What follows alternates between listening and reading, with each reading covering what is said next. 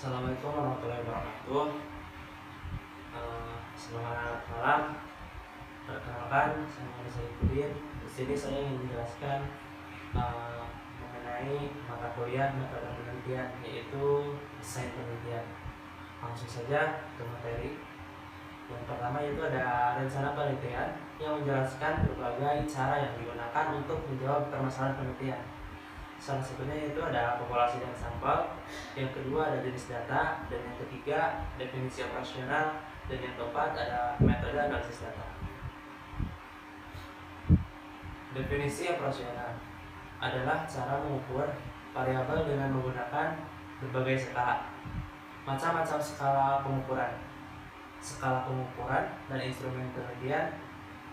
Yang pertama ada skala nominal, yang kedua ada skala ordinal, yang ketiga ada skala interval, dan yang keempat ada skala rasio. Yang pertama skala interval.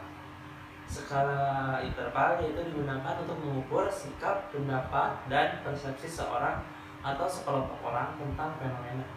Yang kedua dengan skala Likert. Variabel dijabarkan sebagai indikator, kemudian indikator dijadikan item-item pertanyaan. Dan yang terakhir ada jawaban setiap item instrumen mempunyai gradasi dari sangat positif sampai sangat negatif. Skala pengukuran dan instrumen penelitian. Yang pertama ada skala Likert. Contoh alternatif jawaban dalam skala Likert. Yang pertama sangat setuju, yang B setuju, yang ke C ragu-ragu, yang D tidak setuju, yang E sangat tidak setuju. Nah, terus yang A sangat positif, yang B positif, yang C negatif, dan D sangat negatif. Lalu ada A selalu, B sering, C kadang-kadang, D tidak pernah. Atau A sangat baik, B baik, C tidak baik, D sangat tidak baik. Berikutnya yaitu ada skala pengukuran dan instrumen penelitian. Pertama ada skala Likert, poin A-nya itu sangat setuju, atau selalu, atau sangat positif. Itu diberi skor 5. Yang B setuju atau sering atau positif, diberi skor 4. Yang C ragu-ragu, kadang-kadang, atau netral, diberi skor 3. D tidak setuju atau hampir tidak pernah atau negatif, diberi skor 2. Dan yang E sangat tidak setuju atau tidak pernah, yaitu diberi skor 1. Berikutnya itu ada skala lingkungan. Yang pertama ada skala pengukuran dengan 2 jawaban yang tegas, data yang dapat interval atau rasio. Yang kedua ada skala Goodman yang dapat dibuat dalam bentuk pilihan, ganda juga dalam bentuk checklist. Jawaban dibuat skor tertinggi 1 dan terendah 0. Berikutnya ada skala pengukuran dan instrumen penelitian. Yang kedua ada skala nominal, skala pengukuran di mana angka tidak memiliki makna kecuali hanya sebagai pembeda. Contohnya, yang pertama ada hitam, putih. Yang kedua ada KAPB 4, KAPB 4. Ada pria, wanita, dan ada departemen akuntansi dan departemen pemasaran. Berikutnya ada skala pengukuran dan instrumen penelitian. Macam-macam skala pengukuran. Poin keempat ada skala ordinal. Skala ini memiliki makna rating jawaban pertanyaan bertingkat. Contoh misalkan berkaitan dengan juara. 4 jika juara 4, 3 jika juara 3, 2 jika juara 2, 1 jika juara 1. Selanjutnya ada skala pengukuran dan instrumen penelitian. Macam-macam skala pengukuran. Skala rasio yaitu data yang dihasilkan berupa data rasio. Skala ini merupakan skala tertinggi dalam skala pengukuran. Contohnya ROA sama dengan laba bersih dibagi hasil tantangan. Berikutnya ada populasi, teknik sampling. Populasi dan sampel. Yang pertama ada populasi.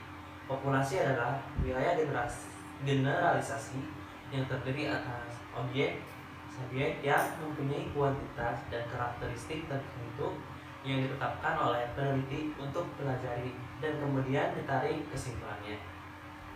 Yang kedua ada sampel. Sampel adalah sebagian dari jumlah dan karakteristik yang dimiliki oleh populasi. Teknik sampling Yang pertama ada teknik sampling, adalah teknik pengambilan sampel. Yang kedua secara skematis, teknik sampling seperti gambar berikut. Di sini ada teknik sampling. Yang pertama ada probability sampling, yang kedua ada non probability sampling. Probability sampling yang pertama ada simple random sampling, yang kedua ada proportionate statistic random sampling, yang ketiga ada disproportionate statistic random sampling, yang keempat ada sampling menurut daerah. Sedangkan di non probability sampling, yang pertama ada sampling sistematis, yang kedua ada sampling kuota, yang ketiga ada sampling accidental, yang keempat ada purposive sampling, yang kelima ada sampling genome, dan yang terakhir ada small sampling. Teknik sampling sini yang pertama ada probability sampling. Probability sampling adalah teknik sampling yang memberikan peluang yang sama bagi setiap unsur atau anggota populasi untuk dipilih menjadi anggota sampel. Teknik ini meliputi A. Simple random sampling. Dikatakan simple atau sederhana karena pengambilan sampel anggota populasi dilakukan secara acak tanpa memperhatikan strata yang ada dalam populasi itu. Cara demikian dilakukan bila anggota populasi dianggap umumnya. Misalkan seperti ini caranya. Berikutnya ada teknik sampling atau probability sampling. Probability stratified random sampling yaitu teknik ini digunakan bila populasi mempunyai anggota atau unsur yang tidak homogen dan berstrata secara proporsional. Kedua, suatu organisasi yang mempunyai pegawai dari latar belakang pendidikan, maka populasi pegawai itu berstrata. Di sini ada S1 sama dengan 50, SMA sama dengan 300, SMK 500, SMP 100, dan SD 50. Berikutnya yaitu S1 sama dengan 14, SMA 85, SMP 109, SMP 28, dan SD 14. Itu contoh dari sampel. Berikutnya ada teknik sampling, probability sampling. Yang C itu di proportionate stratified random sampling. Teknik ini digunakan untuk menentukan jumlah sampel di mana populasi strata tetapi kurang proporsional. Misalnya, pegawai dari PT tertentu mempunyai lulusan S3 berbanding 3 orang, S2 4 orang, dan S1 90 orang, SMU 800 orang, SMP 700 orang. Maka 3 orang lulusan S3 dan 4 orang S2 itu diambil semuanya sebagai sampel karena 2 kelompok terlalu kecil bila dibandingkan dengan kelompok S1, SMU, dan SMP. Poin D itu dari teknik sampling probability sampling itu cluster sampling atau area sampling. Teknik ini menentukan sampel bila objek yang akan diteliti atau sumber data sangat luas. Misal, penduduk dari suatu negara, provinsi, atau kabupaten. Untuk menentukan penduduk mana yang akan dijadikan sumber data pengambilan sampel berdasarkan daerah populasi yang ditetapkan. Misal populasi daerah yang diambil dengan random. Terus tahap 1 diambil dengan random, dan tahap 2 yaitu sampel individu. Berikutnya teknik sampling masih di teknik sampling dan probability sampling. 2 non probability sampling adalah teknik yang tidak memberi peluang atau kesempatan sama bagi setiap unsur atau anggota populasi untuk dipilih menjadi sampel.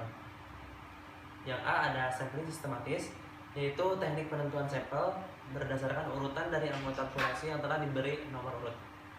Misalnya, anggota populasi yang terdiri dari 100 orang. Dari semua anggota itu diberi nomor urut, yaitu nomor 1 sampai dengan nomor 100. Nah, pengambilan sampel dapat dilakukan dengan nomor ganjil saja, genap saja, atau kelipatan dari bilangan tertentu. Misalnya, kelipatan dari bilangan 5. Untuk ini maka yang diambil sebagai sampel adalah nomor 5, 10, 15, 20, dan seterusnya sampai 100. Berikutnya teknik sampling non-probability sampling, yang B-nya itu sampling kuota. Sampling kuota adalah teknik untuk menentukan sampel dari populasi yang mempunyai ciri-ciri tertentu sampai jumlah atau kuota yang diinginkan. Sebagai contoh, akan melakukan penelitian terhadap pegawai golongan 11 dan penelitian dilakukan secara kelompok. Setelah jumlah sampel ditentukan 100 dan jumlah anggota peneliti berjumlah 5 orang, maka setiap anggota peneliti dapat memilih sampel secara bebas sesuai dengan karakteristik yang ditentukan. Golongan 11 sebanyak 20 orang. C. Ada sampling eksidental, yaitu teknik penentuan sampel berdasarkan kebetulan, yaitu siapa saja yang secara kebetulan bertemu dengan peneliti dapat digunakan sebagai sampel bila dipandang orang yang kebetulan ditemui itu cocok sebagai sumber data. Berikutnya ada sampling purposif, yaitu teknik penentuan sampel dengan pertimbangan tertentu. Misalnya akan melakukan penelitian tentang disiplin pegawai, maka sampel yang dipilih adalah orang yang ahli dalam bidang kepegawaian saja. Yang E ada sampling jenuh, yaitu teknik penentuan sampel bila semua anggota populasi digunakan sebagai sampel. Hal ini sering dilakukan bila jumlah populasi relatif kecil, kurang dari 30 orang. Istilah lain sampel jenuh adalah sensus, di mana semua anggota populasi dijadikan sampel.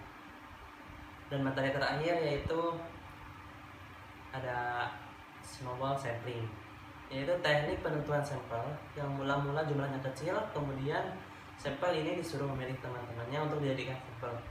Begitu memilih teman-temannya untuk dijadikan sampel, seterusnya sehingga jumlah sampel semakin banyak. Ibarat bola salju yang menggelinding, makin lama makin besar. Nah, pada penelitian kualitatif banyak menggunakan sampel proporsi dan snowball. Bisa dilihat gambarnya seperti ini.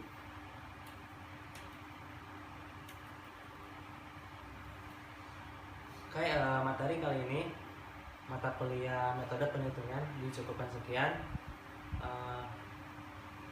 Di topik. Assalamualaikum warahmatullahi wabarakatuh.